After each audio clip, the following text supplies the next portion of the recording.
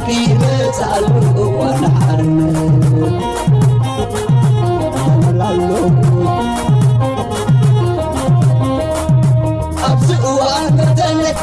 شمت مزمزة نتنقل السبب طولة مسقرزة سرنا مسافتي كلنا بعد ماما سرنا السندري لا تعصقا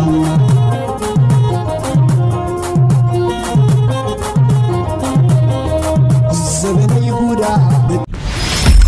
سلام زخبركم تخاتات يمان انفو ميديا كما يتوعلو نلوم ربوع على حادة ور 4 كم تلمود زتا فلاليو وانويان حاتصر تزعباتاتنا زيناتاتن حيزلكم متئلهو مكتالكم يعدم كبرا تخاتاتلتي نزا چانل لانا معباي توم حدث زخونكم سبسكرايب كبرو توم زغبركم كا كم كل كزي شير لايك كومنت مقبار ايترسو عندابلكو نابتين حج مدبات كسقركم بقدامنت زغربلكم كبرا تخاتاتلتي مغشا ناي اوروبا حبرت سبيشال ريبريزنتاتيف اب هورن اوف افريكا زي انيتا فيبر تبال سبيتي ناب ايرتراي إذا سبيت زيا ناب إيرترا كت مس ناتا بوجلة تقوعزلا كندز تقوعزتلو مغنيات دما منجتات كم زحبرو زلو بزعبا ناي ريجينال سيكيورتي ناي قرنا افريكا خمون ناي قيح بحري بفلاي دما مزي ابز قربه معلتات مزي ناي ماخلاي مبراق كونتات تاساسيرو ابابي المندبن اب قيح بحر نكفطرو زقلو حدغاتات مس ولق ملاقي سياسه فورق مزر رابيا ناب ايرترا مريحه زلا زبحال زلو مالتي اوروبا حبرت كم زفلت ابزي ناي كوينات ناي ايران دارغا نخونتات بتنقا زكاب زكاتاتولو زلو مغنياتو اذا ايران كوينات اندحردا اتي بابي المندب تعاسيو قدمي امريكا يكون كالا حجرات قداماي زهسه اوروبايو مغنياتو اتي زبزح ناي نقدي مسمر بقيح بحري قيح بحر انت تعاصيو اوروبا قطرق بتخيل ناي نقدي مسمر باتلانتيك اوشن بدب افريقيا اجيركا دارغا خلت عبيت وقيانسات اقوارص كازغبر غعزو نا اوروبا بفصم تامر بايكونومي عزيز دققن كون دما زيبلون مالت زي قمت زي حسابني مالت سلازي اذا نا اوروبا حبرت وكيل ناب ايرترا جيشالا اب ايرترا بزغشتلو دما خبره سمعتي مستوم الو زبالو نا هيغدف لعلوت مرحتي اترخيبا زلا حجي كابتن يقرم حجي زنبره غعزوتات ناي استفلالي هاغرات فلي زبلو لوم ترخيباتو زلا مس يمانه مانكي يمانه تشارلي حاغوس كشا منالبات ون مسؤول قمل اخي اسياس افورق بحب تراقيبه خون كم زخيل يزنجر جن ملختنا باسياس افورق نمبصح خم زخدت يزدجر زلو مالتي بزحات تتعذب تخمز بلو دما مزه تحايزو ابز حلفه اوارح ناي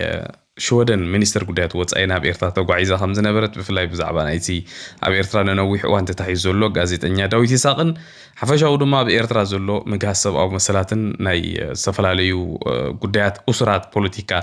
زلو خناتاتون بزعبو امون كتزارب تسفا يقبر مخنياتو اتا ناي شودن مينستر قدات وصاي تسفا قريصانا بإرتنا هاغرات مليسالا زياده صقطي قبل علي هيكدف وي قبل علي ايرترا نمغباريا ناو تغعيزا زبال زلو مالت حفشاو ግን ካብ መንግስቲ ኤርትራ ዝወፀ ዝኾነ መግለጺ የለን ሓቢርና ሆን ሰምዐና አይ ሆፕ እዚ ከይዳቱ ዘላ ጉዕዞ ብዛዕባ ፖለቲካውን እስራትን ካለ ኣብ ኤርትራ ዝፍጾም ዘሎስ መጋሰብ ኣብ መሰላትን ክኸውን ተስፋ ንገብር ቀጺለ ዝቅርበልኩም ክብራት ተኻታተልቲ ኣብዚ ሳምንታት እዚ ዝረአናዮ ናይ ጎፋንድሚ መደባት ብጣዕሚ ዝገርም እንዲ حجي ابزي كنكاتاتولو زلنا بفلاي ازي نسنه طبباوያን ተባሂሉ ዝዋጻ ገንዘቢ አነ በወገነይ ከመማነ እዞም ስነ ጥበበኛታት ናይ ኤርትራ ካብቶም ኣዝዮም ዝተሃስዩ ክፋላት ናይ ኤርትራ እዮም ህዝቢ ኣብ ዝንጋዕ ዝተፈላልየ ስነ ጥበባዊ ስራሓት ዕድሚኦም ሙሉእ ሰሪሖም ንነብሶምን ስድራቤቶም ከማን ክቅልብሉ ኣብዚ ክእሉ ደረጃ ወዲቆም በተደጋጋሚ ናብዚ ማሕበራዊ ሚድያ መጽኦም ክልምኑ ከለው كحجزو صقم يبلين ولا حانت شجر زلو ነገር ونا يكونن بولق خطريو خلخا مالتي كم حبرتسب كتريو خلخا ግን azyu ዝخف ውድቀቲ ኣብዚ ሰሙን እዚ ጥራሕ ክልተ ሰለስተ ዝኾኑ ስነ ጥበባውያን ናይ ቀደም ዝነበሩ ብዝተፈላለየ ሕማም ከምኡ ንስነት ገንዘብ ናይ ስድራቤት ፀገምን ሓገዝ ክሓቱር ኢና ኣለና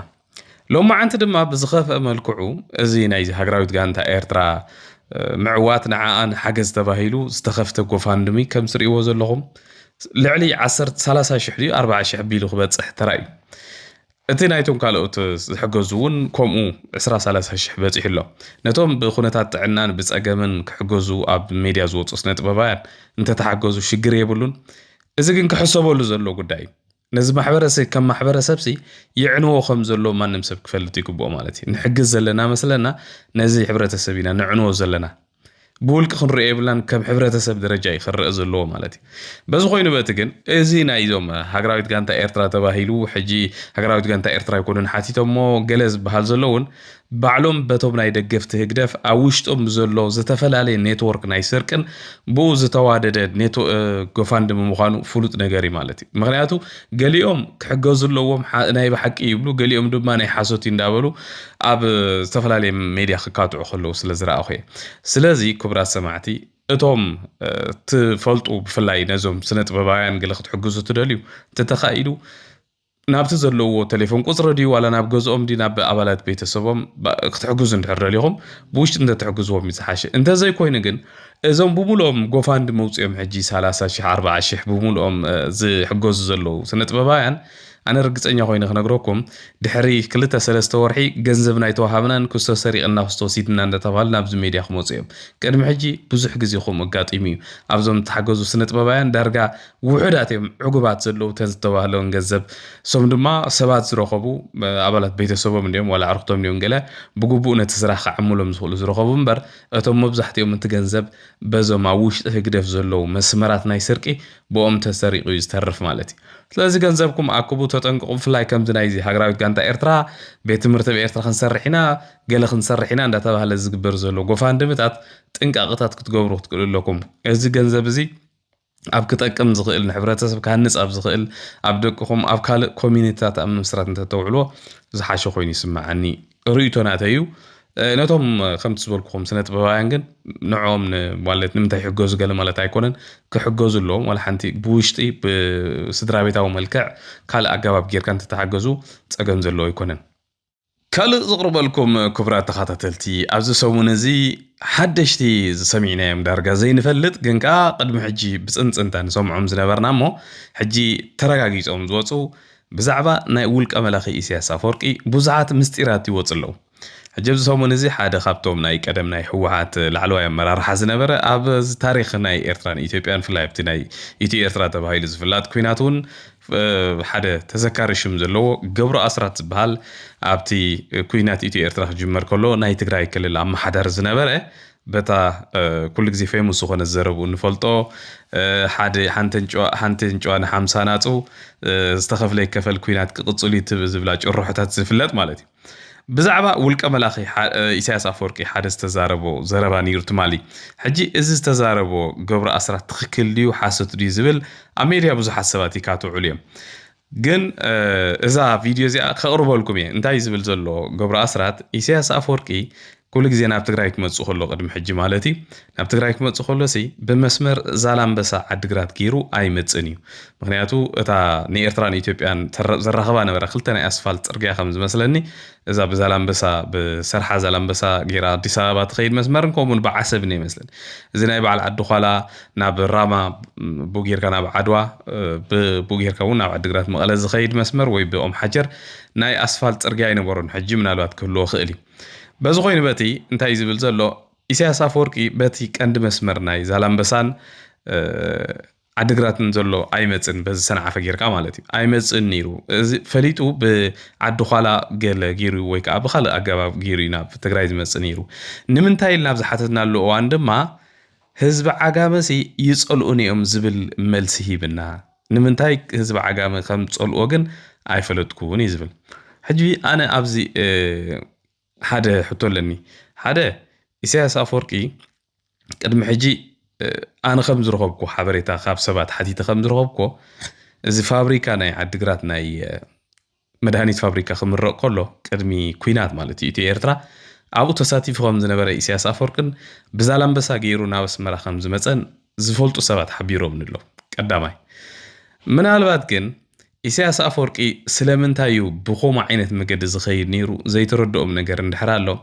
كان بعال إساس زولو بوبليس خونو مراحتي قولك أملختي عبنفسهم متأممان زي بلوم كل جزء اتي هزب زتقوملو اتي مين مسمر وي أمين هزب زخودلو كبابيتات أي تقومني زتقوملو مقد كل جزء زتحابن ሃንደበታው ዝኾነ ጉዕዞ ወይ ከዓ ሃንደበታው ዝኾነ መገድን እዮም ዝጥቀሙ ኣነ ብኸምኡ መገዲ ይኸውን ዝኽእል እምበር ኢሳያስ ቂም እንድሕር ኣለዎ ምስ ሙሉእ ህዝቢ ትግራይ ምስ ፍሉይ ከባቢ ናይ ትግራይ ቂም ኣለዎ ኢለ ኣይግምትን ግን ህዝቢ ትግራይ ከም ዝጸልእ ግን ኣብኡ ከሎ ርድኡ ኣይኮነን ህዝቢ ትግራይ ንህዝቢ ኤርትራውን ኣምሪሮም ካብ ዝጸልኡ ሰባት ኢሳያስ ኣፈወርቂ ሓደ ዝብል እምነት ኣለና ኣነ ትዝክሩ እንደኾንኩም ኢሳያስ ኣፈወርቂ ኣብ ሳዋ ኣብ ገለ መመረቕታ ወይ ዝኾነ ከባቢታት ምብጻሕ ክገብር ከሎ በዚ በመኪና እንዳተጽበኻዮ በሄሊኮፕተር ይመጽእ በሄሊኮፕተር እንዳተጽበኻዮ በዘን ናእሽቱ መካይን ገይሩ ብገለ ቦታ ይዝመጽእ እዚ ቲፒካል ናይ ሓደ ውልቀ መላኺ ናይዞም ፖፑሊስት ዝኾኑ ነፍሶም ዘይኣምኑ መራሕቲ ኣካይዳ እዩ ፈሊጦም እዮም ከምኡ ዝገብሩ ማለት ብክሳይ ኣይኮኑን ነሰባት ኮንፊዝ ንምግባር ወይ ከዓ ነቲ ህዝቢ ኮንፊዝ ንምግባር እዮም ከምኡ ዝገብሩ ማለት እዩ ብዝኾነ እዚ ሓንቲ ቪድዮ ከቕርበልኩም እየ እታ ካልኣይቲ ቪድዮ ዘቕርበልኩም ድማ ብዛዕባ ኢሳያስ ኣፈወርቂ ኣብ ግዜ ሰውራ ምስ ናይ ኢትዮጵያ ሰበስልጣን ዝነበሮ ርክብ ኣብ ዝተፈላለየ መጻሕፍቲ ተጻሒፉሎ በዓለ ተስፋ ሚካኤል ጆርጆ ጽሒፎም ኣለዉ ብድሕሪኡ እውን ባዕሉ ኣወል ስዒድ ኣብ ዝቐረባ ግዜ ወፂኡ ኢሳያስ ኣፈወርቂ ኣብ ቃኞ ናይ CIA ኣማካርነት ምስ ናይ ኢትዮጵያ መንግስቲ ከም ዝተራኸበ ሓቢሩ ነይሩ ዝቐረባ ግዜ ማለት እዚ ርዱእ ነገር ከም ተራኸበ ናይዞም ሕጂ ትማሊ ኣብ ዩቱብ ቻነል ተዘርጊሓ ዘላ ናይ ልኡል ኣስራተ ካሳ ኣብቲ እዋነቲ ናይ ኤርትራ ኣመሓዳሪ ዝነበሩ ወኪል ናይ ሃይለ ስላሴ ማለት እዩ ናቶም ወዶም ኣብ ዓዲ እንግሊዝ ዝቕመጥ ሕጂ ኣብ ናይ ሓንቲ ናይ TR ወርልድ ገለ ትብል ናይ ኢትዮጵያ ቻነል ቃለ መሕተት ገይሩሎ ወዶም ንልኡል ኣስራተ ካሳ ብዙሓት ነጥብታት እንዲ ተላዒሉ እቲ ንኢትዮጵያ ዝምልከት ዘለዓሎ ንዕኦም ዝምልከት ጉዳይና ኣይኮነን እቲ ንኤርትራ ዝምልከትን ነዚ ኣብ ግዜ ሰውራ ዝነበረ ብፍላይ ከዓ ነዚ ውልቀ መላኺ ኢሳያስ ኣፈወርቂ ዝምልከት ግን ዝተዛረበ ሓንቲ ንእሽተይ ቪድዮን ከቕርበልኩም እየ እንታይ ዝብል ክልተ ነጥብታት ሓደ ኢሳያስ ኣፈወርቂ ምስ ልኡል ኣስራተ ካሳ በቃ ብስነ ስርዓት ጽቡቕ ርክብ ከም ዝነበሮ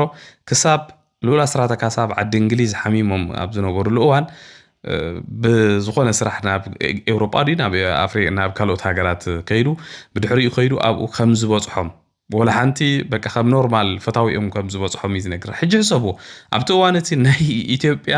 በዓል ስልጣን ናይ ኤርትራ ዝነበረ ብኸምኡ ደረጃ ክበጽሕን ብኸምኡ ደረጃ ክራኸብን ብስነ ስርዓት ክራኸብን ዝኽእል እንተነይሩሲ እዚ ሰብ እዚ ንምንታይ ዕላማ ኢና ኣብ ሰውራ ውሪዱ ኢልካ እውን ሕቶታት ክለዓል ይኽእል ብዓብዪ ግን እዚ ናይ ልኡል ኣስራተ ካሳ ወዶም እንታይ ዝብል ዘሎ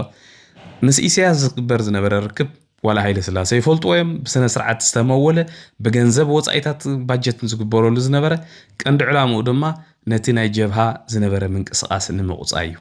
ስለዚ እቲ ኣብ ታሪኽና እንዳሰማዕናዮ ዝዓበና ብፅንፅንታ ኢሳያስ ኣፈወርቂ ካብ ኣዲስ ኣበባ ከይድ ከሎ ንጀብሃ ንምውዳቕ ተባሂሉ ምስከደ ኣብኡ ምስከደ ግን ምናልባት ዝተፈላለየ ነገር ሓሳብ ቀይሩ እቲ ህቡብነት ምስ ረኸበ እውን ንባዕሉ ነቲ ናይ ኢትዮጵያ መንግስቲ ከዲዑ ካልእ ዕላማ ዝገበረ ሰብ እዩ ዝበሃል ነገራት እውን ንሰምዕ ኢና ስለዚ እዚ በዚ ዝብሎ ዘሎ እዚ ወዶም ንልኡል ኣስራተ ካሳ ሓቅነት ኣለዎ ማለት እዩ ካልእ ግን ዘለዓለ ሓንቲ ኣገዳሲነት ብላ ኣብ ልዕሊ ህዝቢ ኤርትራ ዝተፈጸመ ክሕደት ብኢትዮጵያ which is ንኢትዮጵያ ቀዳማይ ካብቶም ጠንቂ ውድቀታ ዝኾነ ናይ ኢትዮጵያ ኢሉ ዝገለጸ እዚ ሰብኣይ which is በገለ ምክንያት ኣነ እውን እቲ ሓሳብ ክሰማምዕላ ዝኽእል ቀንዲ ሽግር ኢትዮጵያ ኣብ ልዕሊ ኤርትራ እዚ ኩሉ ኩናትን እዚ ኩሉ ናይ ናጽነት ቃልስን ክካየድ ዝገበረ ምፍራስ ፌደሬሽን እዩ ዝብል ንፌደሬሽን እንተዘይፍርሶም ነይሮም ኢትዮጵያ ወይ ሃይለ ስላሴ ብእዋን እቲ እዛ ጌጋ እዚኣ እንተዘይፍጽሙ ነይሮም ንህዝቢ ኤርትራ ከምኡ እንተዘይገብርዎ ነይሮም እዚ ኩሉ ነገር ኣይመፀን እዩ ዝብል ኣብዚኣ ዘላትኩም ርእይቶ ካባኹም እውን ክሰምዕ ይደሊ እንታይ ዝብል ኣብቲ እዋን እቲ እቶም ናተይ ኣቦይ ዝብል ንልኡል ኣስራተ ካሳ ንኤርትራ ሓንቲ ከም ናይ ኢንዳስትሪ ዞን ገይሮም ንህዝቢ ኤርትራ ብቁጠባን ብገለን ወላ ሓንቲ ሽግር ከም ዘይብሉ ኣብ ልዕሊኡ ዝኾነ ነገር ከይተገብረ ንኽነብር እዮም ዝደልዩ ነይሮም እዚ ድማ ንህዝቢ ኤርትራ ኣይተገብረሉን ህዝቢ ኤርትራ ብወታደራዊ ኣገዛዝኣ ብወታደራዊ ሓይሊ ገይሮም ክገዝኦ ስለ ዝፈተኑ እዩ እዚ ኩሉ ሽግር መፅኡ እዚ ድማ ካብቶም 3-4 ነጥብታት ይገልጽ ነይሩ ቀንዲ ውድቀት ናይ ኢትዮጵያ ዝገለጸ እቲ ቀዳማይ ውድቀት ንፌደሬሽን ምፍራስ ኢሉ እውን أبا قليت والتي انترفيو صفيح سلازخوني يحترى بيلا زقلت لكم زلخو بزيادة قنافتنا يا محرنيا هانتي channel على أبا أخيدكم تي مولو انترفيو بقانكم محرنيا سمعوا تقوليهم أبزن قرب استقاسنت بتاعت قد حنتني اشتي فيديو لا كقرب لكم ناتكم ريتاتاتونا قد سلازخوني بزي ريتاتاتكم كتقمطوا خبري عدمكم تاز قربت من قدي بزلام بس عد قراتي مثلا انت زي تقاقي حجخت نقرن نخلخها بعدو خال عدوا تنبين زي رؤيون مقالة زمد سنيرو يلكاني مالت انتاي كخون يخل باسفالت درجة انت زي تقاقي ولا دخمت اسفالت تكون انت اسفالت خمس نورة يزفلت اناي مين رودز نورة ندي سابا وني خلص لز نورة ناي زلام بس مسمري سو بعدو خالا عدوا تنبين غيرون مقالة خمت سألو زدولي اللي مخناس بنايو عالخا قمت وي عمتاتات يلوك يخون سلام انتاي بو زوي رخمت سيدل نيرتا من قدي تكام كال اي هاتي اوكي انت ايو اوتير زي فلت نشتي كوس زي خوينو ግን ኢሳያስ ዝወለ ነገር ኣሎ መሲው ሓደ ግዜ ብታይስሙ ብዓዱ ኻላ ገይረኩም ዝወልኩ ያው አስፋልት አይነበረን ሽዕካ ዓድዋን ለመቀለቡን አስፋልት አይነበረን ቦታ ሓደ ሓመድ ጽርግያ ኢና ጸሪግና ነርና ብናይ ትግራይ ገጠር መንገድ ብኡ ገይሩ መሲው ትምለስ ተብለኸ በበይ ንብሎ ብኡ ክምለስ ይብለና መለሰብ ዘሎ እዚ አይ ንምንታይ በዚ ደይቀርበካ ንኻልእ ዓድ ቦታውን ምን ትትርኢ በዚ ወን ቀረባ ስለዝኹም በዘይ ትምለስ ይብለን ዓጋመ ይጸሎን እዮም ኢሉ በሓሲሩ እዚ ምባእስ ኮይና ይወስዶን ፖዚሽኑ ስለዝኾነ ስለዚ ኣብኡ ሓደ ነገር ተፈጸሙ ንኸ ከመይ ኢለ ብኡ ክሓልፍ ዝብል ኣልዒሉ እዩ እዚ ቋሞም ስለዝኾነ እዩ እዚ ቋሞም ስለዝኾነ እዩ ዝገልጾ ዘለኹ እምበር ኣሞንጎ ዝገብርካዮ ይወፅን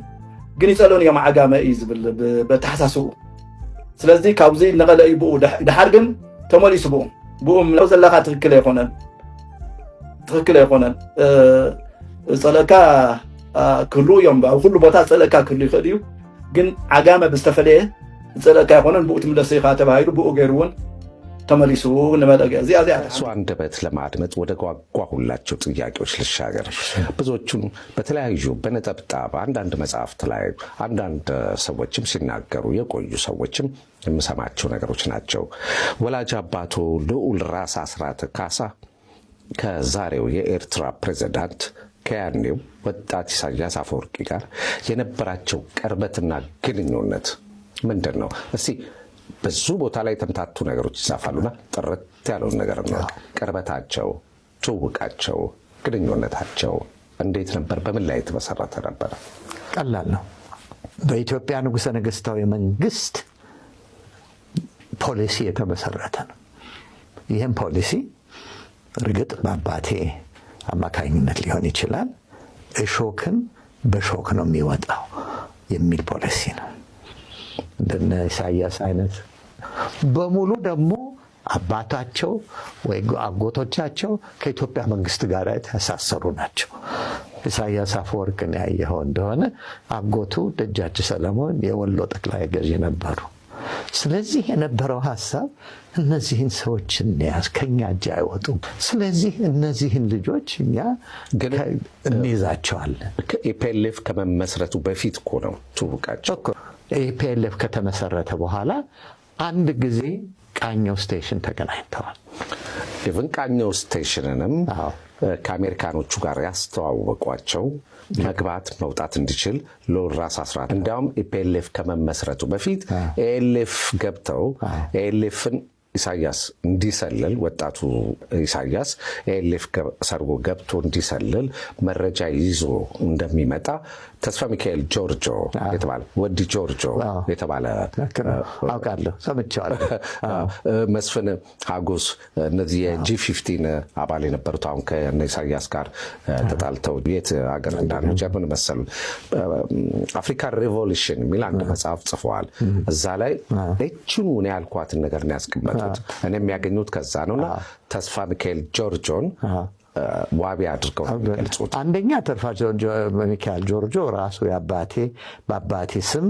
ከነ ኢሳያስ ጋር የሚነጋገረው እሱ ነበር። በነገርህ ላይ ደግሞ ትክክል ነበር። በዛን ጊዜ ለነበረን ፖሊሲ እሾክን በሾክ ነው መውጋት የሚለው ነገር በጣም ተገቢ ነበር። ነገር ግን የራሳ ስርዓተ ሚስጥራዊ ፖሊሲ ነው የሚባለው እርሳው የእሳቸው ሚስጥራዊ ፖሊሲ ብዙ ገንዘብ ከጀባዎችን ለማማለል ብዙ ገንዘብ ይመድቡ ነበረ፣ ያስከዱ ነበረ። አዲስ አበባ ደግሞ ቤተ መንግስት ያሉ ሌሎች ሹማምንት አስራት ብር ያባከነ ነው ጀባዎች ጋር ለመደራደር ማለት ያኮርፏ መቀኛቸው ነበር ይባላል። የኔ ወንድም አንደኛ ማወቅ ያለብህ በአፄ ኃይለ ሥላሴ ጊዜ በትንሹ 6 የሆኑ የስለላ ክፍሎች ነበሩ። ሁለት ራሳ ስርዓተ ከኢሳያስ ጋር ሲገናኙ ንጉሠ ነገሥቱ አያውቁም ማለትህ ነው? ጸሐፌ ትእዛዝ አክሊሉ አያውቁም ማለትህ ነው? ይሄ የንጉሠ ነገሥቱ መንግስት ፖሊሲ ስለሆነ ነው። ይሄንንም ፐርሰናሊ በጣም ቅርርብ ግን ነበራቸው ኢሳያስና ልዑል ራስ አስራት ካሳ። ለምሳሌ ይሄ ነገር ትክክል ነው፣ አንድ መጽሐፍ ላይ ያነበብኩት ነው። ልዑል ራስ አስራት ካሳ ለሕክምና እንግሊዝ ሀገር በነበሩበት ጊዜ ሎንዶን ይመስለኛል ጠይቋቸዋል ኢሳያስ ከጓደኛው ጋር። እውነት ነው? ዋው እውነት ነው። ይሄንም እውነት ነው። እና ለብዙ ሰው ደግሞ አሁን እንደምሰማው ሲናገር ከተላኩልን እንደራሴዎች ሁሉ ለኤርትራ እንደራስ አስራት ማንም ሰው የሰራ የለም እያለ ነው አሉ የሚናገር። ካልእ ዘቅርበልኩም ክቡራት ተኸታተልቲ ካብ ሰነዳትና ከምቲ ኣብ ዝሓለፈ እዋን እውን ገለ ሰነዳት ናይ ቅድሚ ሕጂ ደገፍቲ ስርዓት ህግደፍ ተጸሊሎም ዓቢዶም ኢትዮጵያ ትቅደም ክብሉ ከለው ዝነበረ ሰነዳት ሓንቲ ከቅርበልኩም እየ። እቲ ዝገርም ነገር መቸም እንዳ ሓደር ኸይድ ከሎ ይገርመካ እንዲዩ ነዚ ኩሉ ስንቋዕ ርከብ ኩሉ ዝብል ደርፊ ጥራሕ ዝዝከረካ ማለት እዩ። ሕጂ ኣብቲ እዋን ቅድሚ 5-6 ዓመት ኣብ ትግራይ ኩናት ኣብ ዝነበረሉ እዋን ደገፍቲ ስርዓት ህግደፍ ዘይተዛረቡን ዘይገበርዎን የለን ምስ ኢትዮጵያውያን ብሓባር ኮይኖም ኣብዛ ትቕፅል ዘላ ኣብ ሃገር ጀርመን ኣብ ዝተኻየደ ሰላማዊ ሰልፊ እቲ ዝብልዎ ዘለዉ ስምዑ ኢኹም። በቃ ንኣምላኽ ነመስጉኖሲ ሕወሓት ብምጥፋያ ሕወሓት ትበሃል ጠፊያ ስለዚ እምባሕበል ወዲ ኤር እንዳበሉ ይምድሩ ነይሮም። ካልኡ እውን ሓንቲ ኣብ ሾደንዲ ኣብ ገለ ትነብር ሓንቲ ስነ ጥበባዊት ኣላ ቅድሚ ሕጂ ፊልም እዚ ናይ ብድዐ ናይ ፅልኢ ወያነ ናብ ጉሓቱ ድዋይ ኣትዩ ገለመለ ዝብል ፊልም ትሰርሕ ሓንቲ ሄለን ገለ ትበሃል እዚኣ ኤልሳ ትበሃል ሰበይት ኣላ ኤልሳ ኺዳነ እያ ገለ ትበሃል። ሕጂ ብዚ ሕጂ እዋን እግራ ለሚሱ بعربية تخيل إقرأ لهم يسوع بعربية عند أخذت كلا كم زعينة نايتصل منفس قبل عليها زلوا أنا خجر بطعم يزجرم تزجرم نجر بزحات سبات كم زحبرن إذا سبزئة أنت دي أنت بوا حد يوم تقرأتي بق أخاب تقرأي بقت هذا موضوع مالتي كم زعينة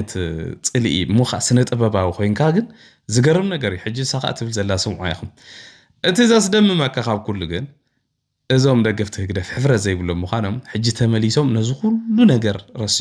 ረሲዖም ወዲዮም ዋላስ ዓይኖም ሓፂቦም በጨው ናባና ተመሊሶም ምስ ሕወሓት ብሓባር ኮይና ክንሰርሕ ፅምዶ ጌርና ኣለና ክብሉ ከለው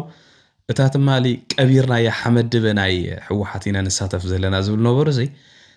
መቃብር ፍሒሮም ዲዮም ዳነታ ሕወሓት ኣምፂኦም ሕጂ ብትግራይ ከይዶም ፅምዶ ዝብሉ ዘለው እዚ ግን ነቶም ተጋርሖትና እውን እግረ መገድኹም ልቢ ክትገብሩ እዚ ነገራት እዚ ንኸይትርስዑ ኢልና ኢና ኣብዚ ምፅኢና ልኩም ዘለና ብዝኾነ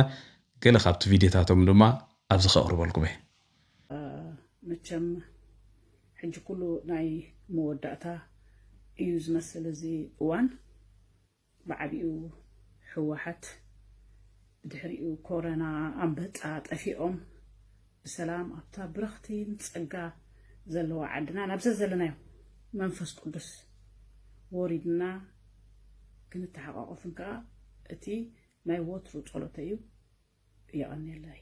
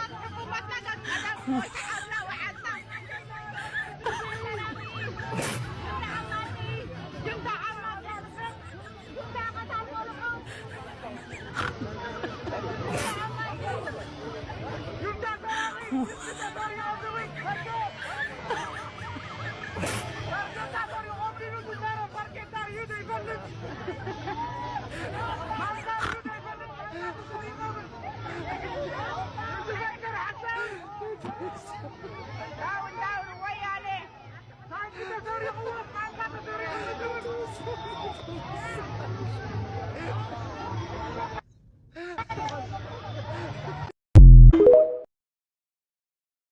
زقربلكم كبرات سمعتي لو معنتي أب كتما ديس أبابا زتخايدة يتقراي كل مككر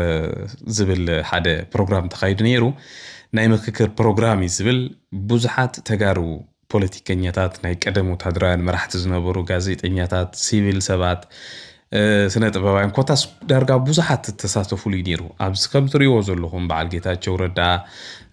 ጀነራል ጻድቃን ካልኦት ኩሎም ናይ ትግራይ ኣለው ዝበሃሉ ሰባትን ኣብቲ መድረኽ ተሳቲፎም ነይሮም ሕጂ እዚ መድረኽ እዚ ብዙሕ ሕቶታት ዘለዓለ እዩ ኣክቹዋሊ ብተጋሩ ብክልተ ደንበ በቲ ሓደ እዚ ነገር ዝክግበር ኣለዎ ትግራይ ክንብረላ ብሰላማዊ መገዲ ጌርና ቃልስና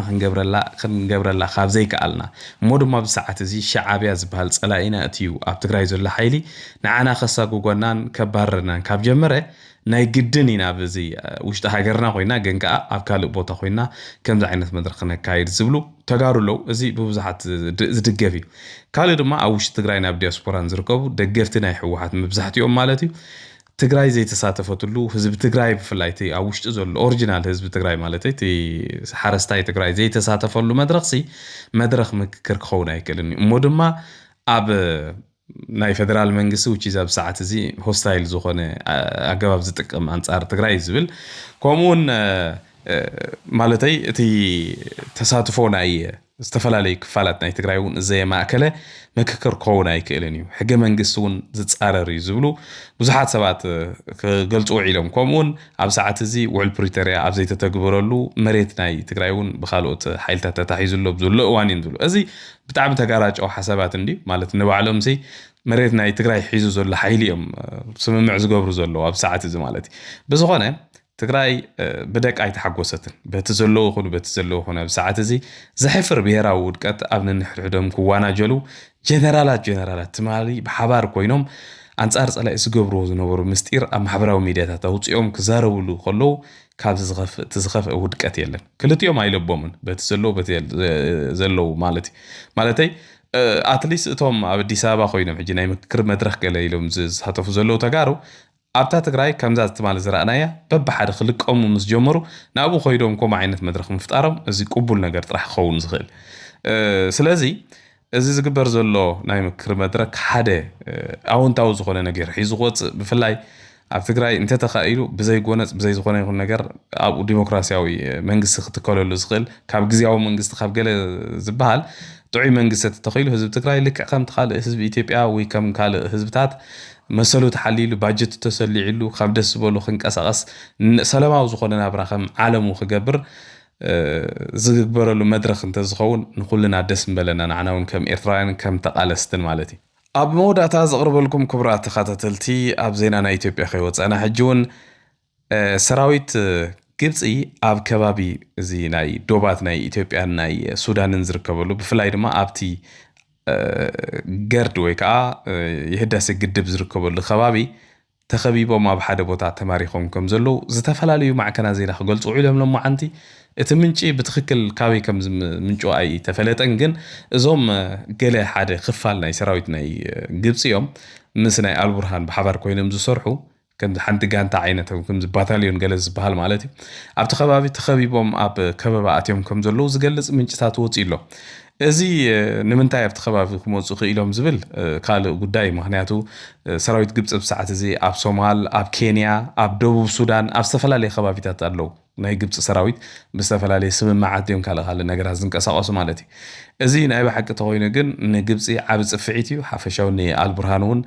عبد صفيتي مخنياتو ابز سو منزي اب كباب الدوبات اثيوبيان سودانن حيلتات RSF مس حيلتات ناي البرهان كبيد وق ككايدو قنيم قال ختماتاتون كزي ناي RSF حيلي كقواصصر قنينيرو مالتي